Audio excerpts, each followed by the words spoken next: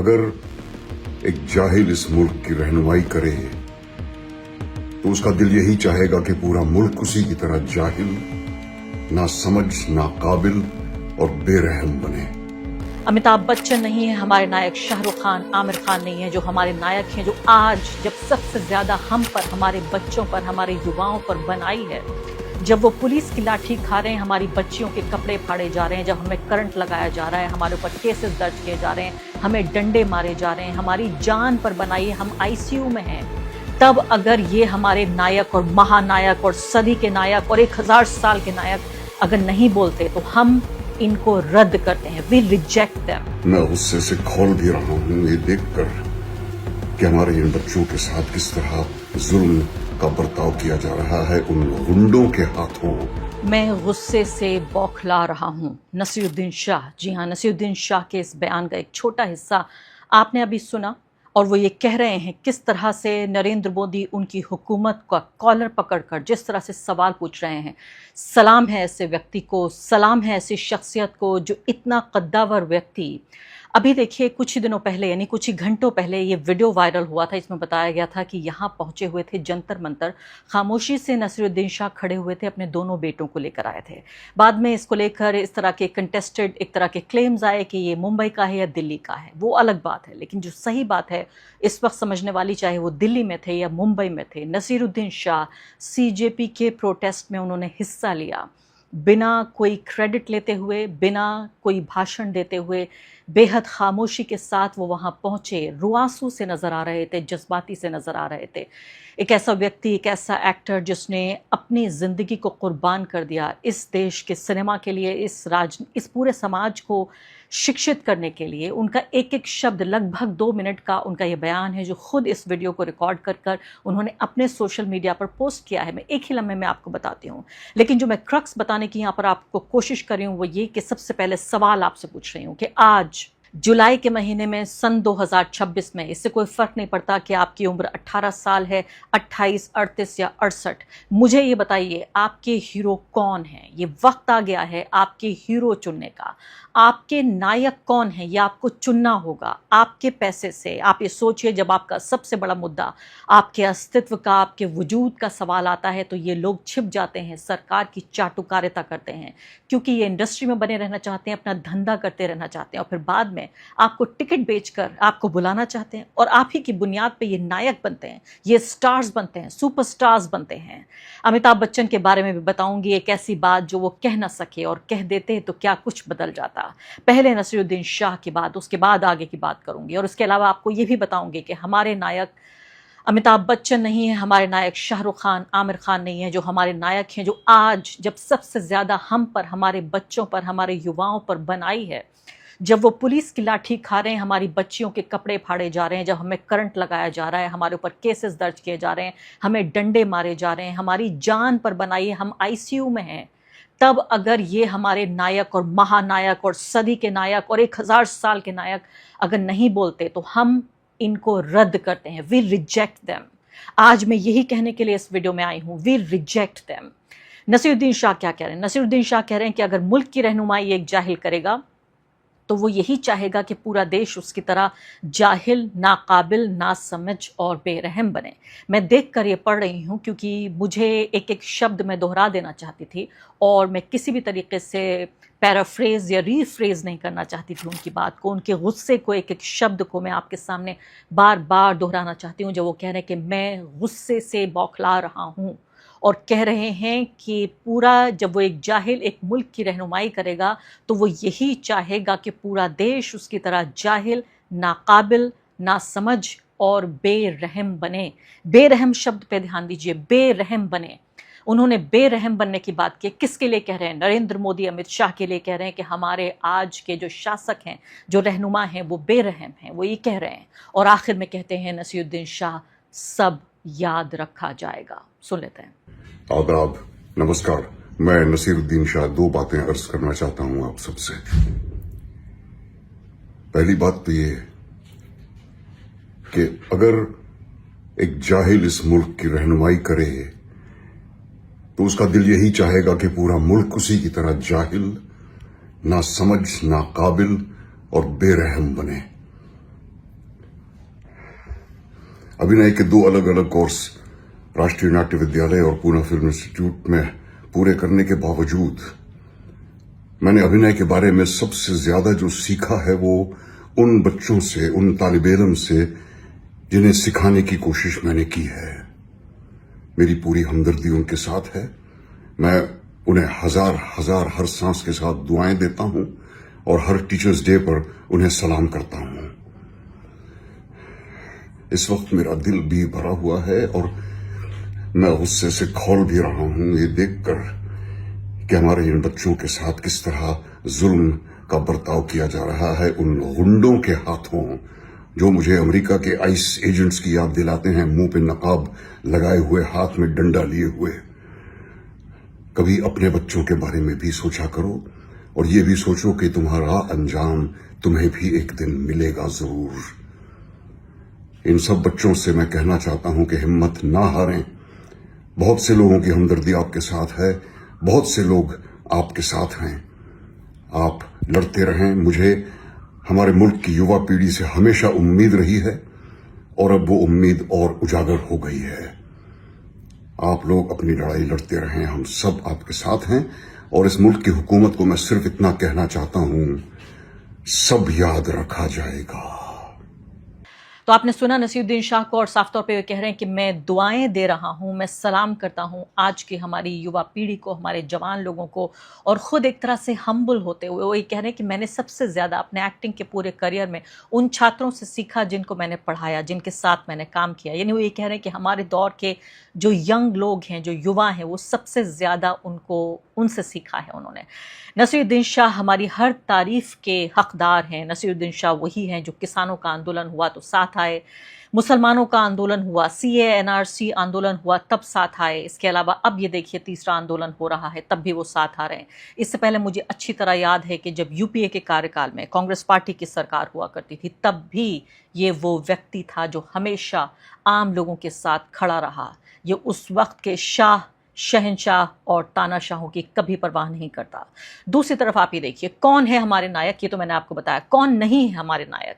एक ऐसा व्यक्ति जिसको देश की करोड़ों जनता ने 50-60 साल तक, और अभी भी मैं कहूँगी, कभी भी उनकी कोई फिल्म आ जाए तो आप देखिए बिल्कुल ढल कर लोग पहुँच जाएंगे वहाँ, जिनको सदी का महानायक कहा गया। अमिताभ बच्चन, हरिवंश राय बच्चन के पुत्र, जया बच्चन के पति, ऐश्वर्या राय बच्चन के ससुर, अभिषेक बच्चन के पिता। जी हाँ, वो व्यक्ति जिसके पूरे खानदान को आपने बनाया है, सिर्फ अमिताभ बच्चन को नहीं, पूरे खानदान को बनाया है। वो व्यक्ति जब आप पर सबसे ज्यादा बन आई है तो क्या लिखा है? कुछ ही घंटे पहले का उनका ट्वीट है और ट्वीट नंबर है T5807, यानी 5800 से ज्यादा ट्वीट अब तक वो कर चुके हैं और कह रहे हैं चिड़िया चुग गई खेत। किसका खेत चुग गई और कौन सी ये चिड़िया है? क्या पहेलियों में बात कर रहे हैं? उनका ये ट्वीट वायरल हो रहा है और मैं चाहती हूं कि इस नरेंद्र मोदी जी कहते हैं हिपोक्रेसी की भी सीमा होती है, इस हिपोक्रेसी को एक्सपोज किया जाए। देखिए फिलहाल 2012 का ये इनका ट्वीट है, दिसंबर 2012 का, जब UPA सरकार के खिलाफ प्रोटेस्ट मार्च हो रहा था। उस प्रोटेस्ट में उन्होंने तब तक सिर्फ 1000 से कम प्रोटेस्ट किए थे, ट्वीट किए थे। T970 था। कह रहे हैं pained and horrified to see what unfolds in Delhi, peaceful protest being met with tear gas and water cannons। यानी मेरे दुख हो रहा है मुझे, और कितना खौफनाक है सब कुछ देखना जो दिल्ली में इस वक्त हो रहा है। जो पीसफुल प्रोटेस्ट है, शांतिपूर्ण जो प्रोटेस्ट हो रहा है, विरोध प्रदर्शन हो रहा है, उसको टीयर गैस और वाटर कैनन से उसका मुकाबला किया जा रहा है, उसको ख़त्म करने की, रद्द करने की कोशिश की जा रही है। ये सिर्फ आप देखिए 2012 और अब 2026, सिर्फ 14 साल पुराने अमिताभ बच्चन हैं। उस वक्त में ज़्यादा जवान रहे होंगे, करियर भी उनका उस वक्त बड़े उफान पर था। उस वक्त तो उनके बेटे के करियर की भी परवाह होगी, उस वक्त तो उनकी पत्नी का करियर भी चल रहा था। आज तो सब कुछ ख़त्म है। अगर अमिताभ बच्चन अब फिल्मों में काम करना बंद भी कर दें, आप ये सोचिए, एक मुहावरा है कि कब्र में पैर लटके हुए हैं, इस उम्र के व्यक्ति हैं और अभी भी उनको डर लगता है। 2 वजह हो सकती है अमिताभ बच्चन के ना बोलने की, या तो उनको डर लगता है या वो लालच में अंधे हो गए हैं कि अभी भी उनको फिल्म इंडस्ट्री में काम करना है, और अगर अब बोलेंगे तो क्या होगा हुजूर, जो इस दौर के शाह और शहंशाह और तानाशाह हैं वो क्या करेंगे उनके साथ। तो या तो उनको डर लगता है या वो लालच में अंधे हो गए हैं, या तीसरी बात यह है कि एक ऐसा व्यक्ति है जिसको हमने महानायक कहा, लेकिन इस व्यक्ति में कभी कोई उसूल, कभी कोई सिद्धांत, कभी कोई आम लोगों के लिए दर्द ही नहीं था। तो या तो ये कभी महानायक नहीं बल्कि कभी नायक भी नहीं थे। सदी का तो भूल जाइए, कोई नायक भी नहीं थे ये। और हमने इतने दिनों हमारे साथ छल हुआ, हमसे झूठ बोला गया कि वो एंग्री यंग मैन है जो सिस्टम को हिला देता है। आपको याद है मजदूरों के नेता बन के अमिताभ बच्चन आते थे, जंजीर और तमाम तरह की जो इनकी फिल्में हुआ करती थी, 786 का बिल्ला लेकर ये कभी कभी जो हैं वो बन जाया करते थे सामान उठाने वाले रेलवे स्टेशन पर। आपने देखा है किस तरह से वो व्यक्ति जिसके कंधे पर एक बाज बैठा होता था, तो आप ये देखिए कि वही व्यक्ति आज इतना कॉम्प्रोमाइज्ड है। शर्म भी आ रही है, अफसोस भी हो रहा है जब कंपेयर करें नसीरुद्दीन शाह को कभी फिल्म इंडस्ट्री ने वो ओहदा, वो स्तर, वो मर्तबा नहीं दिया जो अमिताभ बच्चन को दिया, वो भी नहीं दिया जो शाहरुख खान को दिया, वो भी नहीं दिया जो सलमान खान को दिया, आमिर खान को दिया। लेकिन नसीरुद्दीन शाह तो नसीरुद्दीन शाह हैं, वो फिल्मों के बादशाह हैं और उनको आज ये ताज मैं पहनाती हूँ अपने हाथों से, भारत के एक नागरिक होने के नाते, क्योंकि हमारे नायक वो हैं जो सबसे ज़्यादा जब हम पर मुसीबत पड़े तब हमारे साथ खड़े हों। मैं अगला आपको उदाहरण देना चाहती हूँ।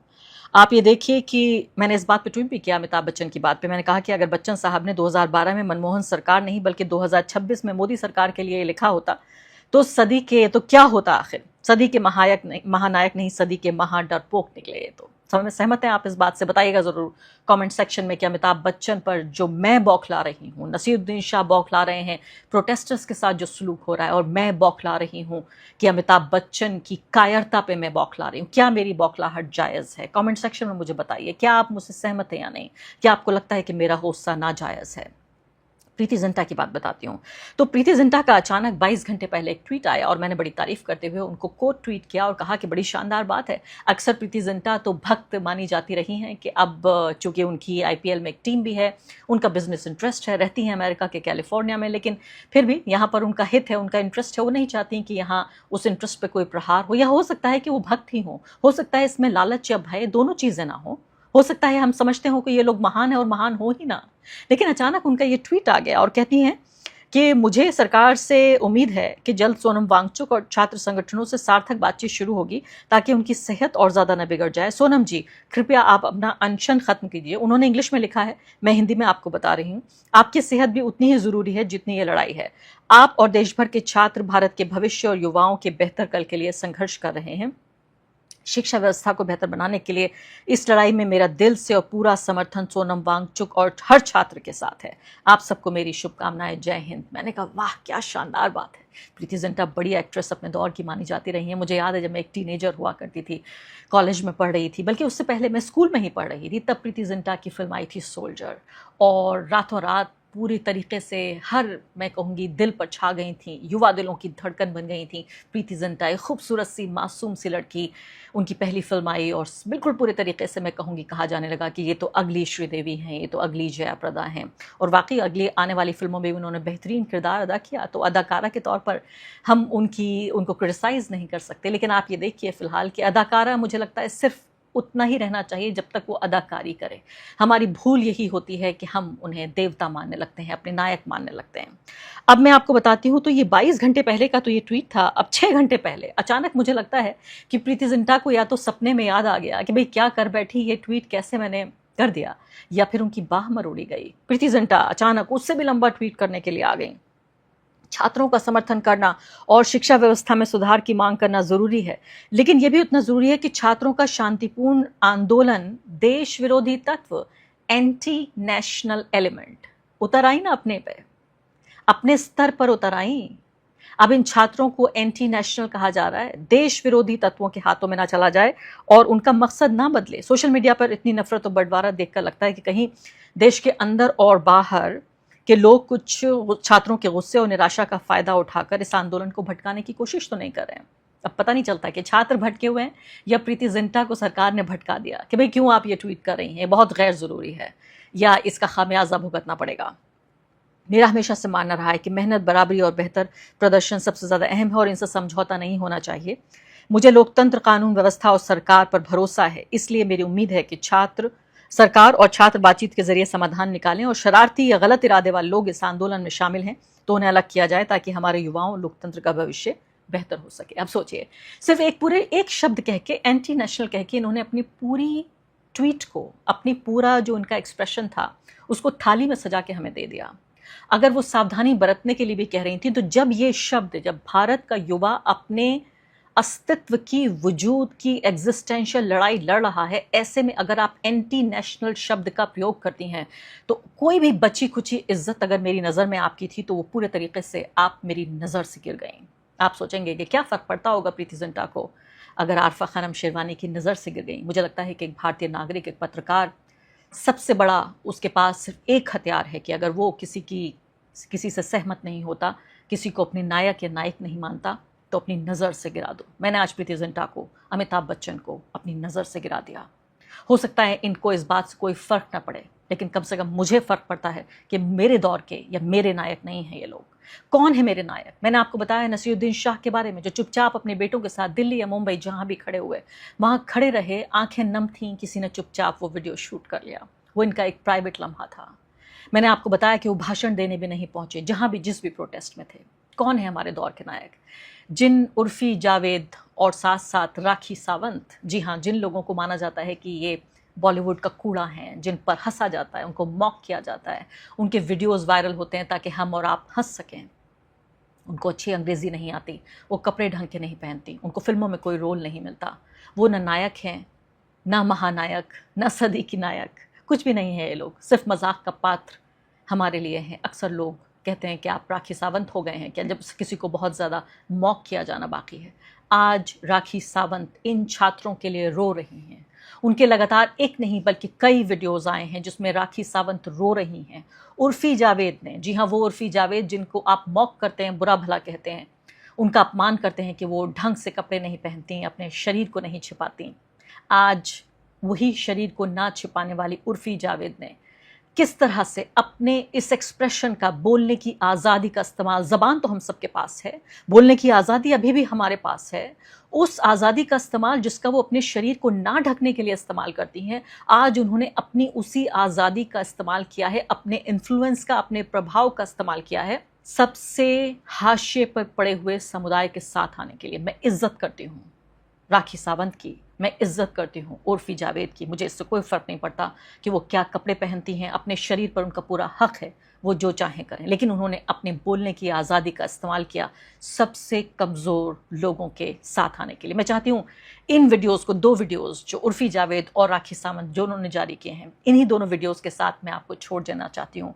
और साथ साथ इस सवाल के साथ कि आज आपके लिए वक्त है, ये सही समय है, आप तय कीजिए कि आपके नायक कौन हैं। Who are your heroes?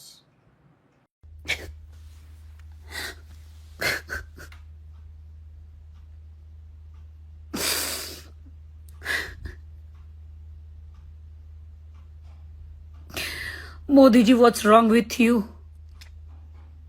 What's wrong with you, Modi ji?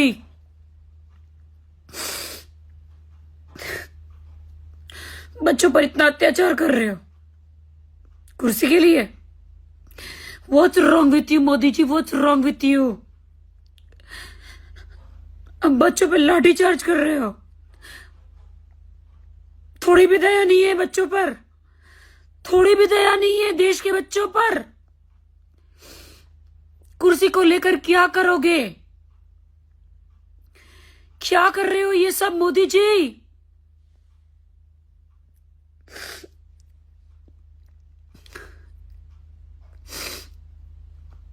Shame on everyone. Shame on you. ऐसे कोई बच्चों को मारता है? छोटी छोटी बच्चियों को, स्टूडेंट को ऐसे कोई मारता है? ये आपकी पुलिस है? ये दिल्ली पुलिस है? ये दिल्ली पुलिस है? ये अंग्रेज है? ये अंग्रेज है? ये अंग्रेजों का जमाना फिर से रिपीट कर रहे हो? Shame on you. ये जो नेता मंत्री के बच्चे हैं, एमएलए, एमपीज, ये सब तो विदेश में पढ़ते हैं, लंदन, अमेरिका, इनको कोई फर्क नहीं पड़ रहा है। यहाँ के जो बच्चे हैं, जब वो अपने हक के लिए लड़ रहे हैं, जब उनके साथ गलत हो रहा है, क्योंकि वो सब तो आम आदमी के बच्चे हैं, मिडिल क्लास के बच्चे हैं, जब वो अपने हक के लिए लड़ रहे हैं तो उनके ऊपर लाठीचार्ज हो रहा है, उनको टीयर गैस से वो डराया जा रहा है क्योंकि वो अपने हक के लिए भी ना लड़े। और अब मुझे पता है मैंने ये बोल दिया है, रील डाल दी है, तो अब नीचे कमेंट में लोग आ जाएंगे कि कितने पैसे मिले, कितने पैसे मिले। तो मैं आपको बता दूं, जब आप कुछ ऐसा बोलते हो, कुछ पॉलिटिकली कुछ ऐसा, तो brands and OTTs they don't want to associate with you. तो मुझे पैसे मिले नहीं, मेरे पैसे अब कट गए। बहुत महीने तक मेरे साथ कोई कुछ काम नहीं करना चाहेगा, but I think it was important for me to say that.